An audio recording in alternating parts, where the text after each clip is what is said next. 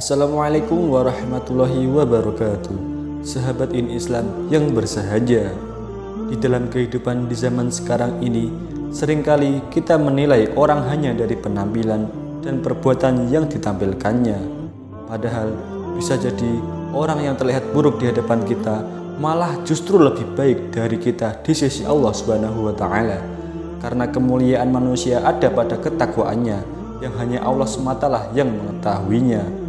Sekalipun orang tersebut jelas-jelas melakukan kejahatan dan kemaksiatan, kita tidak boleh mencaci makinya, karena Allah Subhanahu wa Ta'ala maha membolak-balikan hati seseorang yang ia kehendaki.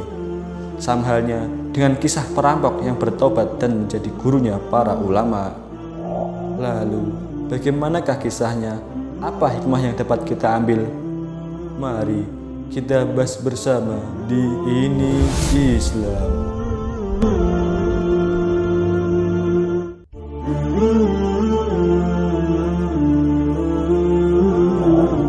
Di wilayah Khorasan, Asia Tengah, pada abad ke-8 hiduplah seorang perampok yang bernama Fudail bin Iyad. Dia adalah sosok orang yang biasa melakukan kejahatan di rute antara Abu Warda dan Zirijis. Ia amat ditakuti, jangankan bertemu mukanya, keberadaannya dalam merampok sudah tidak diragukan lagi. Siapapun pengelana jalur itu bila mendengar namanya pasti akan merinding ketakutan. Di dalam kitab Al-Mawaid Al-Usfuriyah karangan Syekh Muhammad bin Abu Bakar atau yang masyhur disebut sebagai Syekh Al-Usfuri, diceritakan bahwa suatu malam sejumlah pedagang ingin melewati lembah pada jalan tersebut untuk menuju Zirijis. Mereka menyadari daerah itu sangat rawan perampokan, apalagi kawanan Fudail bin Iyad kerap beroperasi di sana. Maka mereka berunding terlebih dahulu dalam kemah sebelum meneruskan perjalanannya. Seorang di antara mereka berkata, "Sungguh Fudail bin Iyad dan gerombolannya biasa melancarkan aksinya di daerah ini. Kita harus berbuat apa?" Seseorang yang lebih alim dari ketiganya menjawab, "Siapkanlah panah-panah kita akan memanah ke arah mereka bersembunyi. Jika anak panah kita tak tepat mengenai sasaran, hendaknya kita melanjutkan perjalanan. Bila tidak begitu, sebaiknya kita kembali saja. Akan tetapi," lanjut dia, "kita tidak sekadar memanah. Terlebih dahulu kita membacakannya ayat-ayat Al-Quran. Semoga Allah menolong kita." Masing-masing pria itu membacakan beberapa ayat kalamullah sebelum menjalankan rencana mereka. Sementara itu, tidak jauh di sana, Fudail bin Iyad dan kawan-kawannya sudah bersemangat untuk mengembur kafilah dagang tersebut. Para penjahat itu berniat langsung menyergap begitu mereka mendekati lembah yang gelap itu. 3 pedagang dalam kafilah itu pun bersiap. Orang yang pertama melepaskan anak panahnya, yaitu setelah membaca Al-Quran surah Al-Hadid, yang artinya, belum tibakah waktunya bagi orang-orang yang beriman untuk secara khusyuk mengingat Allah dan mematuhi kebenaran yang telah diwahyukan kepada mereka, dan janganlah mereka berlaku seperti orang-orang yang telah menerima kitab sebelum itu. Kemudian mereka melalui masa yang panjang sehingga hati mereka menjadi keras, dan banyak di antara mereka menjadi orang-orang yang fasik. Di sisi lain, Fudail bin Iyad ternyata mendengar ayat tersebut dibacakan. Seketika tubuhnya terasa bergetar hebat. Ia pun merintih, berteriak keras, bahkan kemudian jatuh pingsan. Para anak buahnya pun mengira bahwa bosnya itu terkena tembakan anak panah. Akan tetapi tidak ada satupun luka di tubuh Fudail bin Iyad. Sebelum tak sadarkan diri, Fudail bin Iyad berkata, "Aku telah terkena anak panahnya Allah." Kemudian para pengikutnya membangunkan Fudail bin Iyad. Ia pun kembali sadar meskipun tubuhnya kini basah oleh keringat. Sementara itu, pedagang berikutnya mulai melepaskan anak panah yang kedua ke arah Fudail sembari membaca surah Az-Zariyat ayat 50. Fafirru ilallah, fafirru ilallah, inni lakum minhu nadhirum mubin. Yang artinya, maka segeralah kembali kepada menaati Allah. Sungguh aku seorang pemberi peringatan yang jelas dari Allah untukmu. Fudail pun mendengar ayat ini dibacakan. Kini ia berteriak lebih keras, "Wahai kalian semua, aku terkena anak panah Allah." Orang terakhir dari kafilah itu juga meluncurkan anak panahnya setelah membacakan surat Az-Zumar ayat 54 yang artinya, "Dan kembalilah kamu kepada Tuhanmu dan berserah dirilah kepadanya sebelum datang azab kepadamu, kemudian kamu tidak dapat ditolong lagi." Lantunan ayat ini semakin membuat Fudail gelagapan. Ia pun menyuruh seluruh anak buahnya untuk pergi meninggalkannya. "Kalian semua, pulanglah.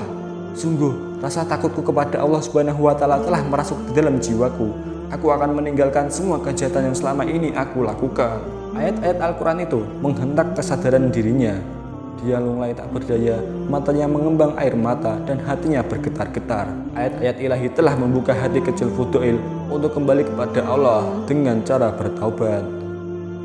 Setelah kejadian tersebut, ia memutuskan untuk melangkahkan kakinya ke arah Mekah. Belum sampai di sana, ia berkemah di suatu daerah di dekat Nahrawan. Sementara itu, yang Fudail tidak ketahui bahwa Sultan Harun al-Rasyid di istananya sedang bermimpi dalam tidurnya. Suatu suara gaib menyeru kepadanya.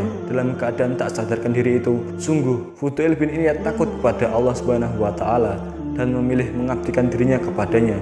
Sambutlah ia di negerimu. Kemudian Sultan al-Rasyid keesokan paginya menyuruh beberapa orang untuk menemukan Fudail bin Iyad. Setelah beberapa waktu, orang-orang suruhan itu dapat membawa Fudail ke istana di Baghdad. Sultan berkata, "Wahai Fudail, aku melihat di dalam mimpiku suatu suara menyeru kepadaku tentang keadaanmu. Aku diseru agar menyambutmu datang." Fudail terkesima. Ia lantas menyeru ke arah langit, "Ya Rob, dengan kemurahan dan keagunganmu, Engkau telah mencintai seorang hamba yang berdosa, yang telah menjauh darimu selama 40 tahun." Fudail kemudian diterima oleh Sultan Harun al-Rasyid dengan sambutan yang sangat baik. Ia pun kini telah berubah total, dan taubat nasuha yang dia lakukan telah membuatnya kembali ke jalan cahaya. Sejak saat itu, ia mencurahkan seluruh waktunya, seluruh hidupnya untuk belajar dan ibadah. Ia sendiri cukup lama menetap di Kufah sebelum menghabiskan sisa usianya di Tanah Suci. Pada puncak karirnya sebagai ulama, ia dijuluki masyarakat sebagai ahli ibadah di dua kota suci atau Abid al-Haramain. Sejak meninggalkan dunia kemaksiatan, Fudail bin Iyad menekuni berbagai ilmu agama, terutama hadis. Ia berguru dari banyak ulama pada masanya. Di antaranya adalah Sufyan al-Thawri, Al-A'mashi, Masyhur bin Mu'tamir, dan Hisham bin Hasan. Selain itu, ada pula nama-nama lainnya, semisal Sulaiman at-Taimi, Auf al-A'rabi, Atha bin As-Sa'id, serta Sufyan bin Salim. Fudail juga kerap memberi nasihat-nasihat penuh hikmah di dalam setiap majelis ilmu. Ia juga menjadi tempat orang-orang bertanya perihal agama dan kehidupan. Suatu ketika, Fudail bertanya kepada seseorang, "Berapa usiamu sekarang?" "Saya 60 tahun, jawabnya. "Kalau begitu, sejak 60 tahun lalu, engkau berjalan menuju Rabbmu, dan mungkin kali ini hampir sampai," terang Fudail. Orang yang ditanya kemudian mengucapkan, "Inna lillahi wa inna ilaihi roji'un." Mendengar ucapan tersebut, Fudail kembali bertanya, "Apakah engkau tahu makna perkataan yang baru saja engkau ucapkan?" Orang itu menggelengkan kepalanya. Kemudian Fudail menjelaskan, barang siapa yang memahami bahwa semua manusia adalah milik Allah dan kepadanya akan kembali, maka hendaklah ia menyadari pula mereka akan dimintai pertanggungjawaban. Maka hendaklah mempersiapkan diri dengan memperbaiki akhlak dan perbuatannya. Berharaplah agar Allah mengampuni kesalahan masa lalu. Akan tetapi, bila tetap melakukan keburukan, sungguh termasuk orang-orang yang merugi. Fudail juga kerap menasihati murid-muridnya perihal keutamaan ikhlas. Menurut dia, rasa ikhlas merupakan kunci ketentraman hidup. Popularitas di tengah manusia tidak berarti apa-apa bila hal itu justru melupakan diri dari mengingat Allah Subhanahu wa Ta'ala. Pesannya, jika engkau mampu untuk tidak dikenal, maka lakukanlah. Engkau tidak akan merugi walau engkau tercela di mata manusia, asalkan di dalam pandangan Allah engkau terpuji. Nasihat lainnya berkenaan dengan bahaya riya. Fudail mengingatkan, janganlah ibadah menjadi alat untuk meraih simpati manusia. Hendaknya setiap amal ibadah yang kita lakukan di dunia semata-mata hanya karena Allah Ta'ala.